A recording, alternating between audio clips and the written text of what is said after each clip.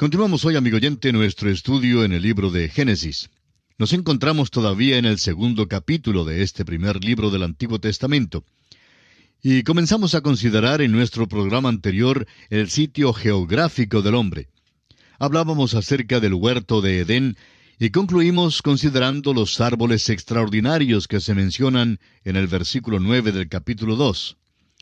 Y concluimos diciendo que estos árboles en el huerto de Edén eran tanto bellos como funcionales, es decir, prácticos. Esta tierra en la cual vivimos todavía retiene algo de aquella hermosura a pesar del hecho de que la maldición de la caída está sobre la tierra. Ahora brotan los espinos y los cardos, pero todavía podemos encontrar belleza aquí. Hace ya varios años, mi esposa y yo hicimos un viaje a la República Dominicana y tuvimos la oportunidad de visitar algunas ciudades en el interior del país. Mientras viajábamos por las carreteras, tuvimos la oportunidad de admirar la fantástica y fabulosa combinación de belleza natural que se encuentra en ese país. Pudimos admirar las altas palmas de coco, los árboles frutales, el verdor que cubría las montañas, las hermosas flores, todo formaba un conjunto de verdadera belleza natural. El panorama de veras que nos extasiaba. Pues bien, si a pesar de la maldición que ha caído sobre la tierra por el pecado del hombre, todavía podemos encontrar tanta belleza a nuestro alrededor, ¿cuánto más pudo existir en el huerto de Edén, amigo oyente? Debe haber sido un lugar bellísimo. Continuando ahora con los versículos 10 hasta el 14 de este segundo capítulo de Génesis, leemos: Y salía de Edén un río para regar el huerto, y de allí se repartía en 4 brazos. El nombre del uno era Pisón. Este es el que rodea toda la tierra de Havila, donde hay oro. Y el oro de aquella tierra es bueno. Hay allí también bedelio y ónice. El nombre del segundo río es Gihón. Este es el que rodea toda la tierra de Cus. Y el nombre del tercer río es Hidekel. Este es el que va al oriente de Asiria. Y el cuarto río es el Éufrates. Creemos que el río en Etiopía sería el Nilo y que el Hidekel era el Tigris.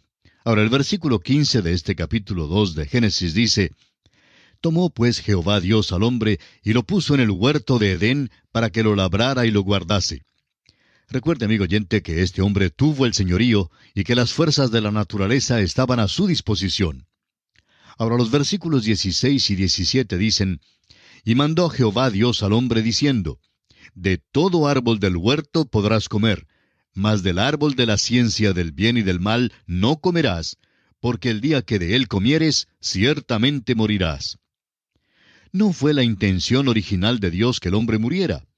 Pero ahora pone a prueba al hombre, porque el hombre tiene un libre albedrío. Y el privilegio siempre crea responsabilidad. Esa es una declaración axiomática en nuestros días. El hombre a quien se le ha dado un libre albedrío tiene que ser sometido a prueba para determinar si obedecerá a Dios o no. Hay una pregunta en cuanto al árbol de la ciencia del bien y del mal, y es si era o no venenoso. Personalmente, creo que fue el mejor fruto del huerto. Pero el día que de él comieres, dijo Dios, ciertamente morirás. Y murió. Recuerde usted que el hombre es una trinidad, y fue condenado a morir de una manera triple. En realidad no murió físicamente, sino hasta 900 años después. Pero estaba sujeto inmediatamente a la muerte. Y la muerte significa separación. El día pues en que comió del fruto, él fue separado de Dios espiritualmente. Consideremos ahora la necesidad del hombre de una ayuda idónea. Los versículos 18 al 20 nos dicen lo siguiente: Y dijo Jehová Dios: No es bueno que el hombre esté solo. Le haré ayuda idónea para él. Jehová Dios formó pues de la tierra toda bestia del campo y toda ave de los cielos, y las trajo a Adán para que viese cómo las había de llamar, y todo lo que Adán llamó a los animales vivientes, ese es su nombre. Y puso Adán nombre a toda bestia y ave de los cielos y a todo ganado del campo, mas para Adán no se halló ayuda idónea para él. Amigo oyente, Dios tuvo un propósito cuando puso al hombre aquí en la tierra a solas por un período de tiempo. Él quiso mostrarle al hombre que le faltaba algo, que necesitaba de alguien que le acompañara. Créanos que Adán era muy inteligente porque les dio nombre a todos los animales que Dios había creado. Alguien ha dicho que Cuando Dios le trajo a Adán un elefante, le dijo, ¿qué nombre le pondremos a este? Y que Adán le contestó, bueno, parece ser más un elefante que cualquier otra cosa.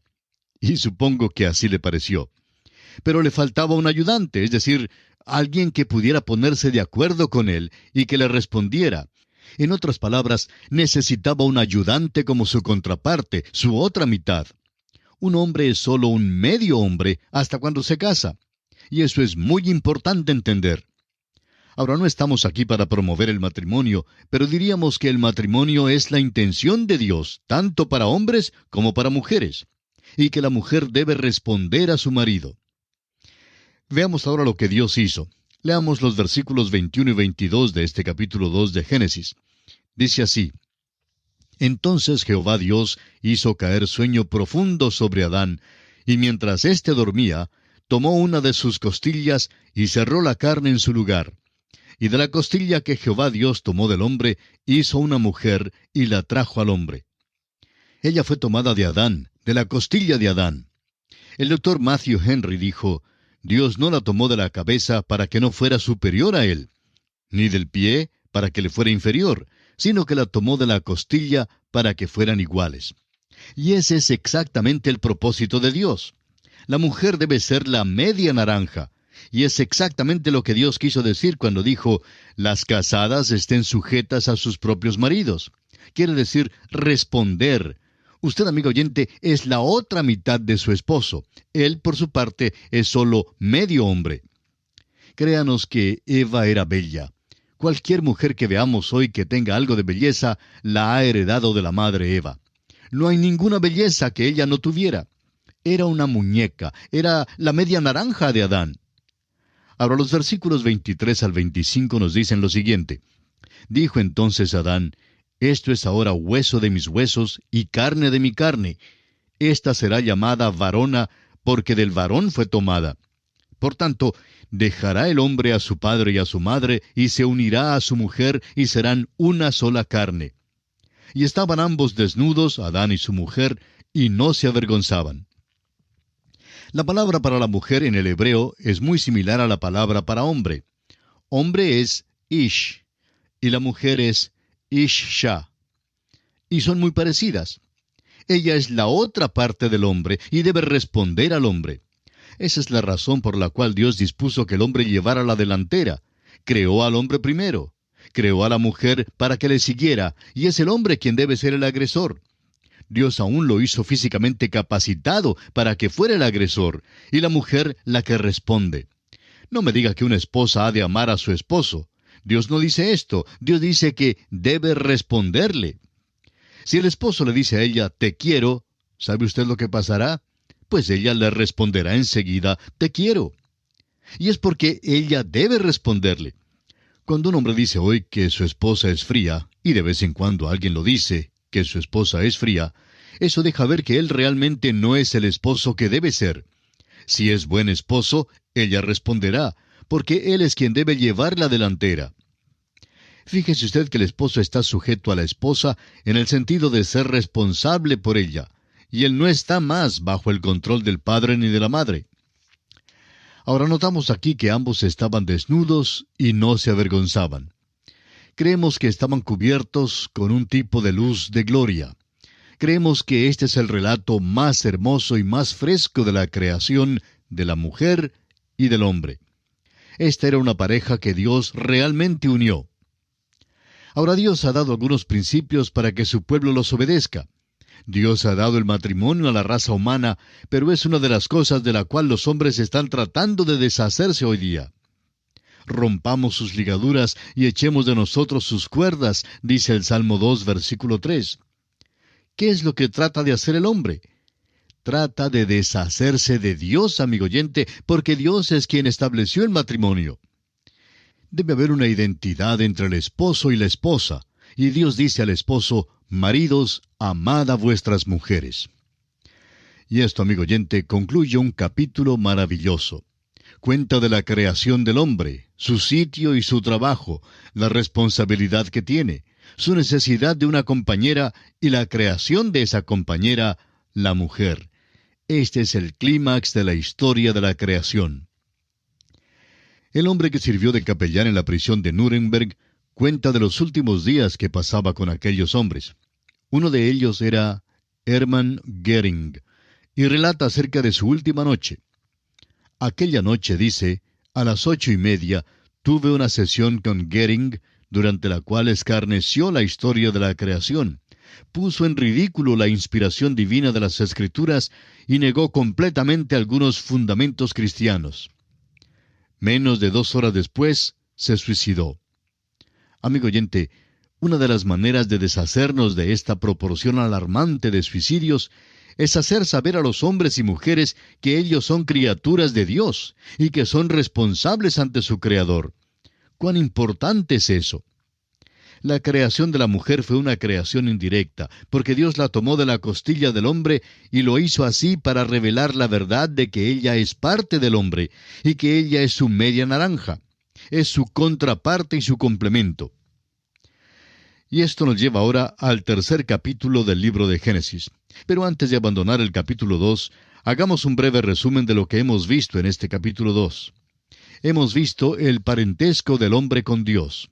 Hemos visto también la adoración de Dios por parte del hombre, la comunión del hombre con Dios, el servicio del hombre para Dios, la lealtad del hombre hacia Dios, la autoridad del hombre dada por Dios, y la vida social del hombre dada por Dios y para Dios. Ese, amigo oyente, es el gran mensaje del capítulo 2 del libro de Génesis. Y ahora sí pasamos a considerar el capítulo 3. Este capítulo es uno de los capítulos más importantes en la Biblia. El Dr. Griffith Thomas llamó al capítulo 3 el punto fundamental de toda la Biblia. Si usted lo duda, trate de leer los capítulos 1 y 2. Omita luego el capítulo 3 y siga leyendo los capítulos 4 y los demás, y se dará cuenta que hay un vacío grande que debe ser llenado. Algo ha pasado entre los capítulos. En Génesis capítulo 1 y capítulo 2 encontramos al hombre en inocencia. Todo es perfección y hay una comunión entre Dios y el hombre.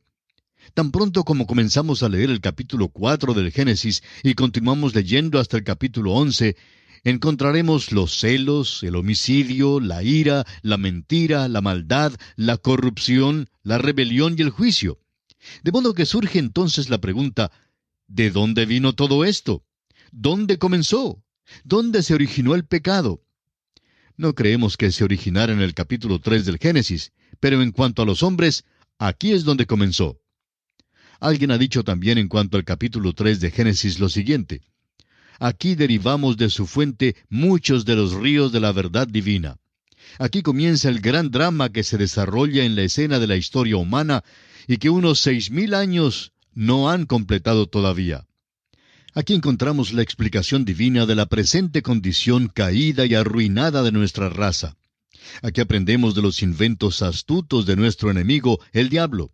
Vemos aquí la total impotencia del hombre para caminar en la senda de justicia cuando la gracia divina se le niega.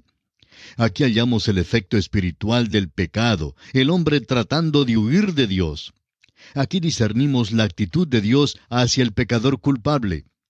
Aquí notamos la tendencia universal de la naturaleza humana de cubrir su propia vergüenza moral por un artefacto obra de sus propias manos. Aquí se nos enseña la provisión gratuita que Dios ha ofrecido para suplir nuestra gran necesidad. Aquí empieza aquella maravillosa corriente de la profecía que corre por todas las Escrituras. Aquí aprendemos que el hombre no se puede acercar a Dios a menos que se acerque por un mediador. Hasta aquí esta declaración. Amigo oyente, deseamos considerar este capítulo a fondo. Estamos pasando todo este tiempo en estos primeros capítulos porque consideramos que son de vital importancia, y en ellos Dios abarca mucho terreno dentro de una breve declaración de hechos. Aquí en la primera sección está puesta en escena la tentación del hombre. El versículo 1 del capítulo 3 dice: Pero la serpiente era astuta más que todos los animales del campo que Jehová Dios había hecho, la cual dijo a la mujer: ¿Con qué Dios os ha dicho, no comáis de todo árbol del huerto? Llegamos ahora a la pregunta del porqué de la tentación. Tenemos que volvernos a los capítulos 1 y 2 y encontramos que el hombre fue creado inocente, pero no fue creado justo. Ahora, ¿qué es la justicia? La justicia es la inocencia que ha sido sostenida ante la tentación. La tentación o desarrollará la inocencia o la destruirá. Hace una de las dos cosas. El huerto de Edén no fue un invernadero, ni el hombre una planta de invernadero. El carácter ha de ser desarrollado y solo puede ser desarrollado ante la tentación. Por eso el hombre fue creado un ser responsable, y era responsable de glorificar, obedecer, servir y estar sujeto al gobierno divino. El hombre no se creó a sí mismo, fue Dios quien lo creó. Ahora, Dios no fue arbitrario en su mandamiento. Recordará usted, amigo oyente, que Dios había dicho al hombre que no debía comer del árbol de la ciencia del bien y del mal, porque el día que de él comieres, dijo Dios, ciertamente morirás. Ahora, ese no fue el único árbol del cual podían comer. Pudiera haber sido un mandamiento muy arbitrario si al no permitirle al hombre comer de aquel árbol, éste hubiera muerto de hambre. Pero nos dice que había una abundancia de árboles que llevaban mucho fruto, y el hombre no tenía necesidad alguna de comer de aquel árbol de ninguna manera. Fíjese usted que aquí el hombre aparece en la escena como una criatura responsable. En este capítulo encontramos, pues, la tentación y la caída. En el primer versículo se nos presenta la serpiente. Luego surge la pregunta, ¿de dónde vino la serpiente? ¿Y cómo entró en el huerto de Edén? Bueno, no nos dice cómo es que llegó allí, simplemente nos informa que está allí. Es que la palabra de Dios omite mucha de esta información, pero fue una criatura que podría servir de instrumento de Satanás y fue usada. La palabra de Dios no nos informa que Satanás usó una criatura escurridiza. La serpiente de aquel entonces debe haber sido una criatura hermosa. Satanás todavía emplea el mismo método hoy día. El apóstol Pablo nos dice en su segunda epístola a los Corintios, capítulo 11, versículo 14, «Y no es maravilla, porque el mismo Satanás se disfraza como ángel de luz». Encontramos que más se dice acerca de él en el libro de Apocalipsis que en cualquier otro lugar de las Escrituras. En Apocalipsis capítulo 20, versículo 2 dice, «Y prendió al dragón, la serpiente antigua, que es el diablo y Satanás, y lo ató por 1000 años». Se nos dice que el dragón fue arrojado al abismo, y que el dragón es esa serpiente antigua llamada Satanás, y que él es el que engaña a todo el mundo. Fue arrojado a la tierra, y sus ángeles fueron arrojados con él. Leemos esto en Apocalipsis capítulo 12, versículo 9. Luego, en el capítulo 20, se nos dice que está atado. Esta es una criatura con tremenda habilidad. No es la culebra escurridiza en la cual pensamos hoy. Ahora aquí no tenemos ningún registro de su origen de ninguna manera.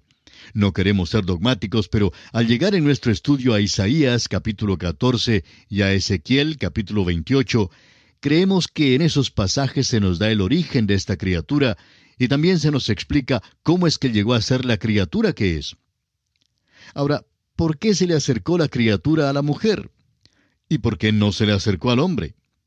Génesis capítulo 3 versículos 2 y 3 dicen lo siguiente, «Y la mujer respondió a la serpiente, Del fruto de los árboles del huerto podemos comer, pero del fruto del árbol que está en medio del huerto, dijo Dios, no comeréis de él, ni le tocaréis, para que no muráis». Ahora vemos que la mujer no fue creada primero y recibió su información de parte del hombre. Dios había dicho a Adán cuando lo creó que podía comer de todo árbol del huerto menos de éste. La mujer escuchó su información de parte de Adán. Por tanto, la serpiente se le acercó a la mujer primero. Francamente, creemos que la mujer fue creada de una manera más fina que el hombre, pero a la vez es más susceptible a este tipo de cosas que el hombre. Creemos que la mujer realmente tiene una naturaleza que es más curiosa que la del hombre. Está más inclinada a investigar las cosas nuevas y después de inmiscuirse, entonces guía al hombre a aquellas cosas. La serpiente, Satanás, por supuesto sabía lo que hacía. Fíjese usted lo que hizo. Empleó un método muy sutil para llegar a este punto. Le hizo una pregunta a Eva que creó una duda en cuanto a la palabra de Dios.